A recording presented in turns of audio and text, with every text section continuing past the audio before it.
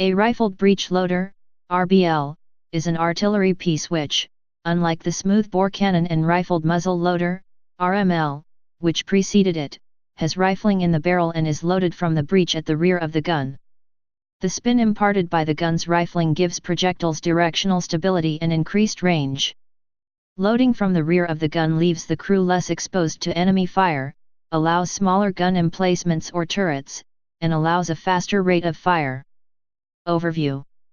The major problem to be solved with breech-loading artillery was obturation, the sealing of the breech after firing to ensure that none of the gases generated by the burning of the propellant, initially gunpowder, escaped rearwards through the breech. This was both a safety issue and one of gun performance. All the propellant gas was needed to accelerate the projectile along the barrel. The second problem was speed of operation, how to close the breech before firing and open it after firing as quickly as possible consistent with safety. Two solutions were developed more or less in parallel, the screw breech block and sliding wedge or sliding block. At the time of development of the first modern breech loaders in the mid-19th century, gunpowder propellant charges for artillery were typically loaded in cloth bags, which combusted totally on firing. Hence, unlike with a metal rifle cartridge, the breech mechanism itself somehow needed to provide obturation. The early screw mechanisms for sealing the breech consisted of threaded blocks which were screwed tightly into the breech after loading, but the threads themselves were insufficient to provide a gas-tight seal. This was further complicated by the need to screw and unscrew the breech as quickly as possible. This was met by the interrupted thread breech block, where the block circumference was alternately threaded and left unthreaded at a slightly smaller diameter to allow the whole block to be fully inserted and rotated a fraction to lock it. Hence, if the block circumference was divided into two sets of threads and gaps, the block only needed to be rotated 1/4 turn to lock it instead of several turns. The trade-off was that only 1/2 the block's circumference was threaded, reducing the security accordingly. The other possibility of sealing the breech was to enclose the propellant charge in a metal cartridge case which expanded on firing and hence sealed the breech, leaving the breech block merely needing to lock the cartridge case in place. This was more easily accomplished by sliding the block in behind the cartridge case through a vertical or horizontal slot cut through the rear of the breech, the sliding wedge or sliding block breech. History. Early breech loaders. The very first cannons of the Middle Ages were breech-loaded, with gunpowder and shot contained in pots dropped at the back of the barrel, but the poor seals made them dangerous, and they wore quickly and could not be scaled to larger weapons. Until the 19th century, only muzzle loaders were used. In 1837 Martin von Warendorf patented a design for a breech loader with a cylindrical breech plug secured by a horizontal wedge. It was adopted by Sweden in 1854. Independently, Giovanni Cavalli first proposed a breech loader gun in 1832 to the Sardinian army, and first tested such a gun in 1845. Armstrong screw breech. Advances in metallurgy in the industrial era allowed for the construction of rifled breech-loading guns that could fire at a much greater muzzle velocity. After the British artillery was shown up in the Crimean War as having barely changed since the Napoleonic Wars, the industrialist William Armstrong was awarded a contract by the government to design a new piece of artillery. Production started in 1855 at the Elswick Ordnance Company and the Royal Arsenal at Woolwich. His Armstrong screw breech involved loading the shell and gunpowder propellant charge in a cloth bag through the hollow breech screw, lowering a heavy block into a slot behind the powder chamber and screwing the breech screw tightly against the block to lock it in place. A degree of obturation was achieved via a cup on the face of the block being forced into a recessed ring on the chamber face. The system was in effect a vertical sliding block such as later used by Krupp in both horizontal and vertical form, with the crucial difference that Armstrong failed to make the progression to loading the powder charge in a metal cartridge, with the result that complete obturation was impossible. Whatever obturation that was achieved relied on manual labor rather than the power of the gun's firing, and was hence both uncertain, based on an unsound principle, and unsuited to large guns. Armstrong screw breech guns were initially adopted by the British Army and Royal Navy, but concerns about limited armor penetration of the shells due to limited maximum velocity, safety concerns with the breech blocks blowing out of guns, and higher skill levels demanded of gunners led the British government to revert to rifled muzzle loaders from 1865 to 1880, when Britain finally deployed reliable screw breech mechanisms. The Imperial Japanese Army used Armstrong cannon during the Boshin War to devastate the Azu castle town and force its inhabitants to surrender quickly, and British Armstrong light field guns proved deadly against Chinese forces in the Second Opium War. However, the British Army and Navy preferred to revert to muzzle loaders until larger high-powered breech loaders with secure obturation systems that were relatively simple to operate were developed. French efforts. In the meantime, the French persevered with trying to develop breech loaders which combined faster loading than muzzle loaders, high power, safety, and solved the problem of obturation.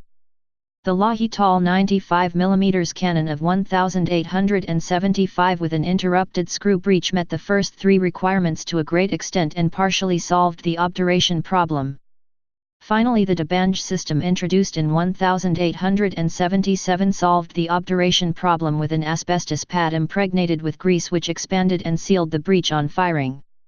The Debange system formed the obturation system for all subsequent screw breeches to the present day. Britain adopted the Debange breech when it returned to breech loaders in the early 1880s after some initial experiments with the inferior Armstrong cup obturation system. Britain, France, and the United States preferred screw breeches for most calibers, but the major drawback of the Debange interrupted screw as first implemented was that only half of the circumference of the breech block could be threaded, and hence it needed to be fairly long to achieve safe locking of the breech, which required three separate motions to open after firing: rotate to unscrew, retract the screw and swing to the side. Loading required the three operations in reverse. This was hence termed a three-motion block and was slow to operate. Welland breech block. While working as a weapons designer for Torsten Nordenfeldt in London, Axel Welland solved this problem in 1889-1890 with his stepped interrupted screw Welland breech block. This had threads and sets of steps of increasing diameters so that instead of only half of the screw being threaded, the fraction threaded was number of steps / 1 plus number of steps, i.e. if the block of a large gun had 4 steps of threads, 80% of the screw was threaded, allowing a much shorter screw and hence breech block. This allowed the block to be unscrewed and swung out in two motions, the two-motion interrupted screw breech. Beaufort's ogival screw. Also in the early 1890s, Arent Silverspar of Beaufort's invented an ogival screw breech, similar to the Armstrong model in the way it eliminated the need to withdraw the screw before swinging it to the side. Beaufort's continued to use this in medium artillery into the 20th century. The sliding block. The German company Krupp, in contrast, adopted horizontal sliding block breeches, rather than screw breeches, for all artillery calibers up to 16-inch naval guns. This was similar in some ways to the original Armstrong screw. The shot and powder cartridge were inserted through the open rear end of the breech into the gun bore, and a steel block was slid home into a horizontal slot cut through the breech to close the rear end of the breech.